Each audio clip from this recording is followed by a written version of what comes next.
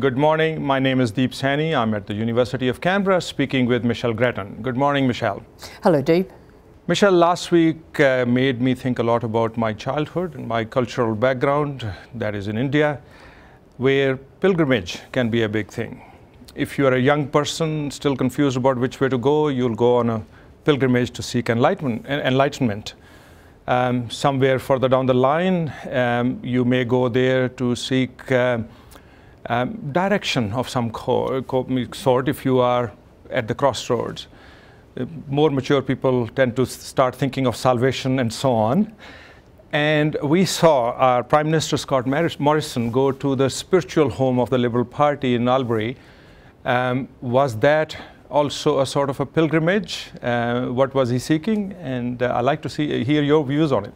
Well, it was sort of. Of course, Albury was one of the places where the early conferences were held to form the Liberal Party.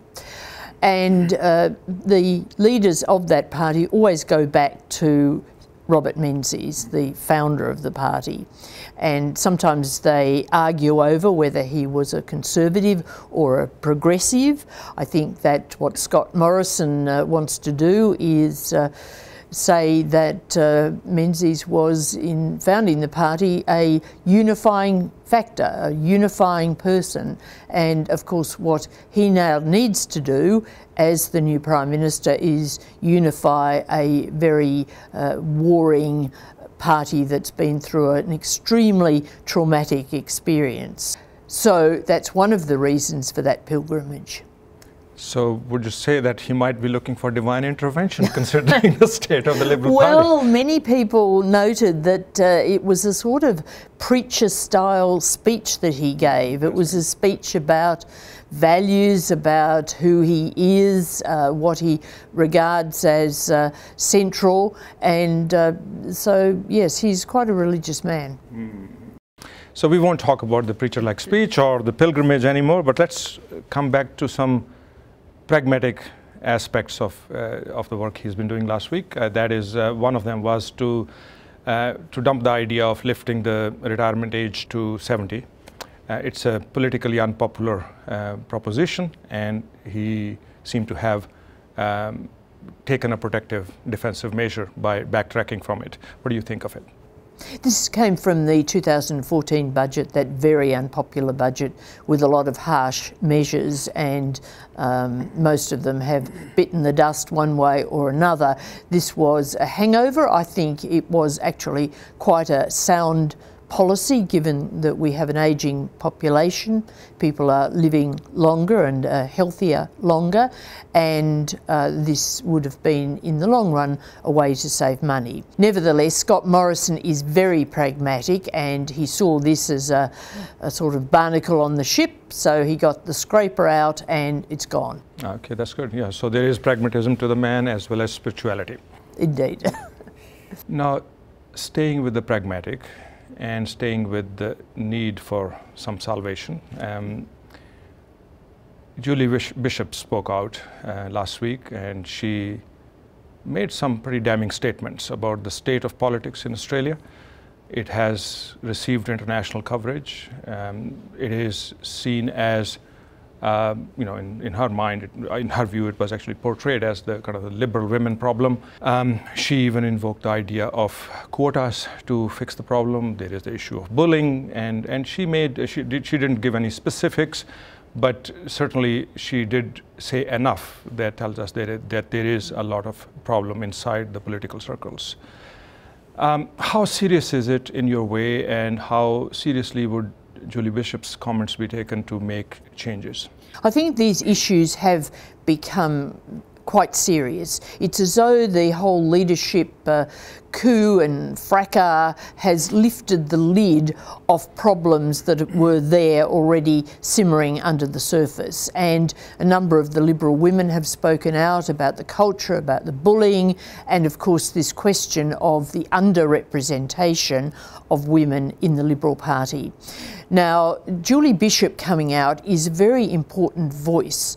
We would have never heard these sentiments from her while she was a minister and deputy leader of the party, but it's as though now she's off the leash, and that contribution, particularly on the women, the need to get more women into Parliament for the Liberals, I think will be quite a central one. And also I noted that in her speech she talked about the whole culture of question time and the noise and the shouting and the way people are put off by this. And I think this is something that will certainly resonate in the community.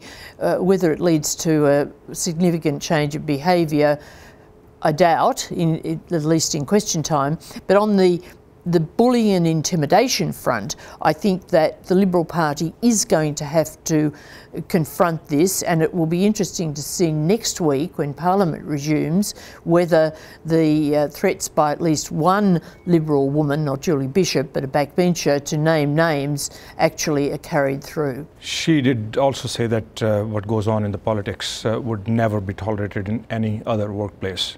There has been enough smoke coming out that it is fair to assume that there is some significant amount of fire underneath that smoke. Why is it that this actually gets tolerated in politics and nowhere else?